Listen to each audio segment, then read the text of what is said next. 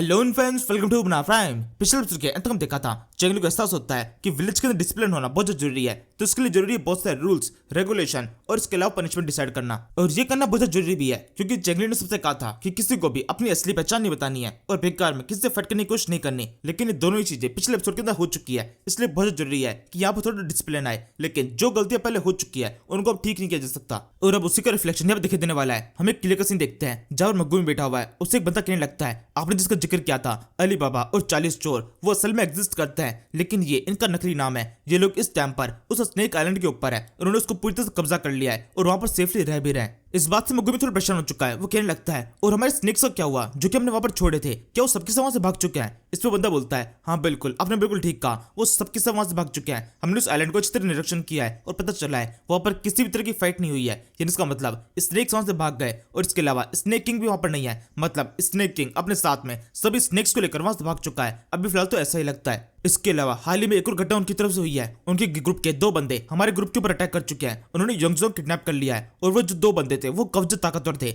उनके नाम है गूफी बाओ और जैंग। वो दोनों आपस में एक दूसरे को इसी नाम से बुला रहे थे। हमारे कुछ सिपाहियों ने उनकी शक्ल भी देखी है तो शक्ल बिल्कुल इनसे मैच करती है। यानी इसका मतलब ये वही वांटेड बंदे हैं जिनको सब लोग ढूंढ रहे थे, जो कि टोड विलेज से बिलोंग करता है। इन दोनों के यहाँ पर होने का मतलब है चैंगली भी यहीं कहीं आसपास में है और अली बाबा और 40 चोर के नाम से जो ग्रुप है वो शायद चैंगली का ग्रुप है। टोड विलेज जहां पर आ चुका है उसी ने स्नेक आइलैंड को अपने कब्जे में किया है। जिसको मग्गू में कहता है, अच्छा तो ये बात है। और जी कहते हैं चेहरे के ऊपर हल्की स्मेल जाती है। वो आगे पूछता है, उनके ग्रुप के अंदर कितने लोग हैं? इस पे वो बंदा बताता है, हमारी गिनती के हिसाब से लगभग 2000 लोग होंगे। मग्गू में कहता है, केवल 2000? ये तो गिनती बहुत ज्यादा कम है। यानी इसका मतलब हम अभी उनके ऊपर अटैक कर सकते हैं। ये एक परफेक्ट टाइम है उनके ऊपर अटैक करके उनको पूरी तरह से खत्म करने की। इस पे वो बंदा बोलता है, मुझे नहीं लगता हमें अभी ऐसा करना चाहिए क्योंकि वो लोग बहुत ज्यादा ताकतवर है। भले ही नंबर में वो बहुत ज्यादा कम है लेकिन हमें ये नहीं बोलना चाहिए कि चैंगली है जो कि कितना कुछ कर चुका है, कितना कुछ कर सकता है, वो सब भी हम अच्छी तरह जानते हैं। मग्गू कहता है, तुम बिल्कुल ठीक कह रहे हो, वो काफी ज्यादा कैपेबल है लेकिन अगर उसको हमने अभी छोड़ दिया तो कुछ टाइम के अंदर वो इस जगह पर पहुंच जमा लेगा। वो अभी भी यहाँ पर सेटल हुआ है, अभी यहाँ पर कुछ भी जानता नहीं है।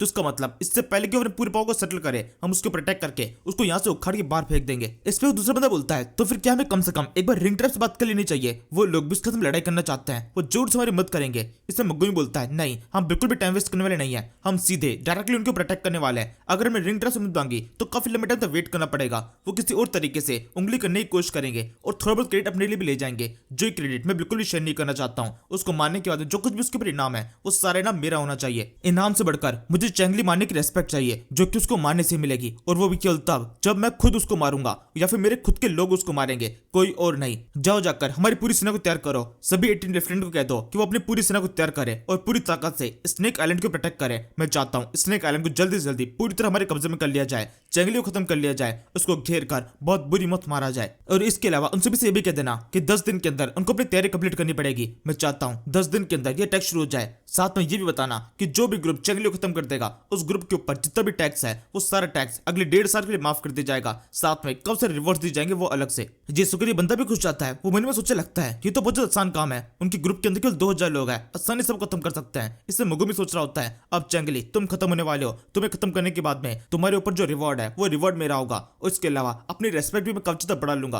पूरी दुनिया के अंदर मेरा नाम हो जाएगा कि जिसको रिंग ट्रैप के लोग खत्म नहीं कर पाए उसको मैंने खत्म कर दिया। और इसके बाद में वॉर का बिगुल बच जाता है। सब जगह पर खबर फैल जाती है कि सभी लोग को अपनी सेना तैयार करनी है। सभी 18 लेफ्टिनेंट्स अपनी सेना को लेकर निकल पड़ते हैं। जहां पर मग्गू ने तो कहा था हर किसी को 500 सिपाही लेके आना है, लेकिन कुछ 800 तो कुछ 1000 सिपाहियों को लेके आ रहे हैं। सबको रिवॉर्ड चाहिए। रिवॉर्ड के लालच में ये सेना का नंबर और भी ज्यादा बड़ा हो जाता है। मतलब चैंगली की मुसीबतें और ज्यादा बढ़ने वाली है और इस तरीके से ये सारी बहुत बड़ी सेना इस स्नेक आइलैंड के आसपास में इकट्ठा हो जाती है। मग्गू भी देखते हुए कहने लगता है, स्नेक आइलैंड अब तुम खत्म होने वाले हो। तुम्हारा पिछला मालिक वापस से तुम्हारे पर आधिपत्य करने के लिए वहां पर आ रहा है। यहाँ से सीन शिफ्ट होता है। हम स्नेक आइलैंड का सीन देखते हैं जहाँ पर चैंगली और स्ट्रेटेजिस्ट इस बंदे योंगहोंग के सामने है। योंगहोंग का भी बेहोश पड़ा हुआ है, उसको रस्सी से बांधा गया है और अभी इस टाइम पर वो जेल के अंदर है। जैसे उसको होश आता है चैंगली और स्ट्रेटेजिस्ट के सामने होता है। चैंगली स्टडीज से बोलता है, पूरी तरह तैयार होना, ये होश में आने वाला है। हमारी बातें बिल्कुल वैसी होनी चाहिए जैसे प्लान की गई थी। स्क्रिप्ट अच्छे से ध्यान रखना। स्टडीज से बोलता है, हाँ बिल्कुल, मुझे पूरी तरह ध्यान है, अब बस आप देखते जाइए इसकी क्या हालत होती है। इसके बाद जैसे योंगहोंग पूरे होश में आता है वो चिल्लाते हुए लगता है,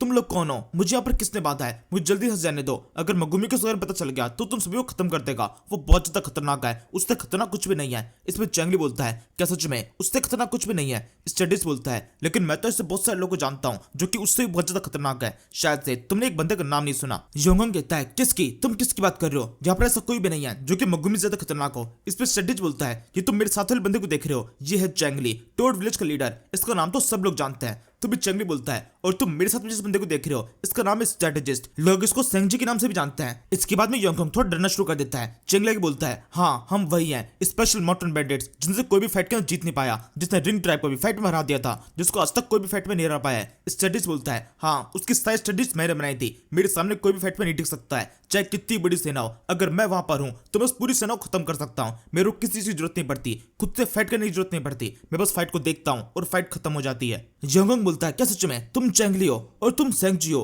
वही मशहूर स्ट्रेटेजिस्ट जिसके बारे में सब लोग जानते हैं? चेंगली बोलता है हाँ बिल्कुल मैं वही हूँ, मेरे बारे में तुमने एक और बात सुनी होगी, मैं इंसानों की मीट को खाता हूँ, हम इंसानों को पकाए खा लेते हैं, वो बहुत ज्यादा स्वादिष्ट होता है। स्टडीज बोलता है और हमें सब ज्यादा उनकी आंखें पसंद है, आंखों के अंदर एकदम अलग सा टेस्ट होता है, उसके अंदर जो नमकीन पानी होता है वो कब शानदार लगता है, तुम्हारी आंखें तो हम उबाल के खाएंगे, उसके अंदर बहुत ज्यादा स्वाद आएगा। ये सुनने के बाद जैसे बंदे का डर पूरी तरह खत्म हो जाता है, ये चिल्लाते बोलता है अब फिर बकवास मत करो, जो चैंगली और वो जो स्ट्रेटेजिस्ट है वो दिखने बहुत ज्यादा हैंडसम है लेकिन तुम बिल्कुल भी नहीं हो। और ये सुनकर ये दोनों बुरी तरह चौंक जाते हैं, किसने हमें बदसूरत बोल दिया, इस तरीके से क्या बोल रहा है। चेंगली यहाँ पर अपने आप को बनाता है कि इन लोग की आंखों में गड़बड़ है, ये लोग हैंडसम बंदे को पहचान नहीं पा रहे। इस स्ट्रेटेजिस्ट का तो ठीक है लेकिन कम से कम मैं तो हैंडसम हूँ। और अब चेंगली का उतरा मुंह देखकर योंगजोंग हंसते हुए बोलने लगता है देखा मैंने तुम्हारी इंसल्ट कर देना, ये बात बताता है कि मैं तुमसे बिल्कुल भी डरता नहीं हूँ, तुम चाहे चेंगली हो या फिर कोई और, मुझे कोई फर्क नहीं पड़ता, और मैं तो पूरा विश्वास करता हूँ कि तुम वो चेंगली हो ही नहीं जिसके बारे में इतनी सारी कहानियां थी, तुम जरूर से कोई बहरूपिया हो। और अब ये सुनकर चेंगली को थोड़ा सा बढ़ जाता है। तभी योंगजोंग बोलता है वैसे तुम्हारे लिए एक अच्छी खबर है,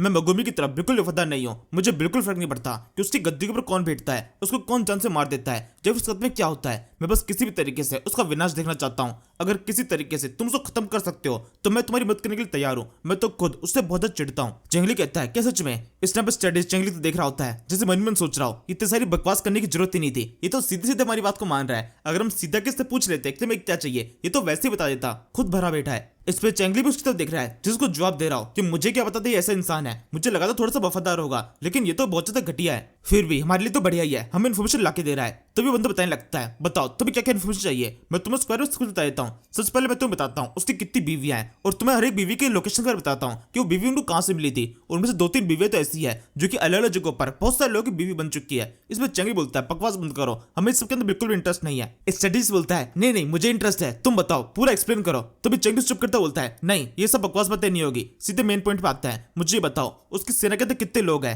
ये 18 लेफ्टिनेंट क्या है और वो कितना पावरफुल है, किस किस तरह के बारूद और वेपन उसके पास में है, उसने किस तरीके से इस जगह को घेराबंदी की हुई है। इसके बाद में अगर हमारे पास में टाइम बच गया तो उसकी बीवी के बारे में सुन लेंगे। इसके बाद में योंगजोंग सब कुछ बताना शुरू करता है। योंगजोंग के हिसाब से अब तक तो मगुमी ने चेंगली को प्रोटेक्ट करने के बारे में सोच भी लिया होगा और उसने जरूर से अपने सारे 18 लेफ्टिनेंट को सर में कह दिया होगा कि चेंगली के ऊपर स्नेक विलेज के ऊपर जितनी तेजी से हो सके उतनी तेजी से अटैक किया जाए। और सबसे पास में जो बंदा है, सबसे पास का लेफ्टिनेंट निवान, वो अपने पास में 2000 सिपाहियों को रखता है, वो सारे एलिट वॉरियर्स है जो कि बहुत जल्दी स्नेक आइलैंड को प्रोटेक्ट कर देंगे। निवान वैसे तो बहुत ज्यादा ताकतवर है, उसका जो सिपाही है वो भी काफी स्ट्रॉन्ग है, लेकिन उसकी एक कमजोरी है, एक मिस्ट्रेस, अगर तुम उसको पकड़ लेते हो तो पूरी तरह तुम्हारे काबू में आ जाएगा। इस तरह से योंगजोंग विभीषण बनकर पूरी लंका ढा देता है। उसने सारी इन्फॉर्मेशन चेंगली को दे दी है और स्टडीज साढ़े बेटा बेटा उससे इन्फॉर्मेशन लिख लेता है ताकि बाद में भी याद रहे। इसके बाद में ये लोग यहाँ चले जाते हैं जहाँ ज्यादा वक्त स्ट्रेटेजी चेंगली से करने लगता है। वैसे आपको क्या लगता है इस बंदे योंगजोंग ने जो कुछ भी इन्फॉर्मेशन दी है वो सच हो सकती है? चेंगली बोलता है मुझे कुछ भी नहीं पता, हम केवल इसकी इन्फॉर्मेशन को नोट कर सकते हैं और इसके बारे में सोच सकते हैं ये सच होगी या फिर नहीं, वो तो फ्यूचर में पता चलेगा। वैसे स्ट्रेटेजिस्ट जो सच उसने कहा था हमारी सबसे पहले फाइट होने वाली है डूर निवान से, तुम्हें क्या लगता है कि हम उससे फाइट कर पाएंगे? स्ट्रेटेजिस्ट बोलता है थोड़ा मुश्किल हो सकता है क्योंकि उस बंदे ने बताया था जो डूर निवान है वो एक वाटर बैंडिट है, मतलब एक पायरेट, और अभी इस टाइम पर हम चारों तरफ से पानी से घिरे हुए हैं। अभी तक तो पानी हमारे लिए एक दीवार की तरह था जिससे हम अपने आप को प्रोटेक्ट कर सकते थे, लेकिन डू निवान के पास से पानी का एक्सपीरियंस है, उसको पता है किस तरीके से समुद्र के एक आइलैंड को प्रोटेक्ट किया जाता है, तो ये पानी का बैरियर हमें बचा नहीं पाएगा। और अगर एक बार वो आइलैंड के ऊपर आ गया तो उनका एक्स्ट्रा नंबर हमसे फाइट में जीत सकता है। हमारे पास में काफी अच्छे ताकतवर फाइटर्स है, लेकिन फिर भी अगर आमने सामने की फाइट होती है तो फाइट कब से खतरनाक हो सकती है। जब हम क्विन्नी माउंटेन के ऊपर थे तब उस टाइम पर हमने काफी अच्छी जगह पर अपने विलेज को बनाया था जिस वजह से उसको डिफेंड करना आसान था, लेकिन अब की बार थोड़ी सी मुश्किल हो सकती है। चेंगली कहता है यानी इसका मतलब हमें जल्दी से खुद को वॉर के लिए तैयार करना पड़ेगा, सारा काम बंद करके वॉर पर ध्यान देते हैं। इसके बाद चंगली जल्दी से बाहर की तरफ आता है, सभी लोगों से बोलने लगता है, सब लोग मेरी तरफ देखो और ध्यान से सुनो। अभी अंतरिक्ष में जितना भी काम कर रहे थे वो सारे काम बंद कर दो और पूरा ध्यान वॉर के ऊपर लगाओ। हमें जल्दी एक और वॉर के अंदर पार्टिसिपेट करना पड़ेगा।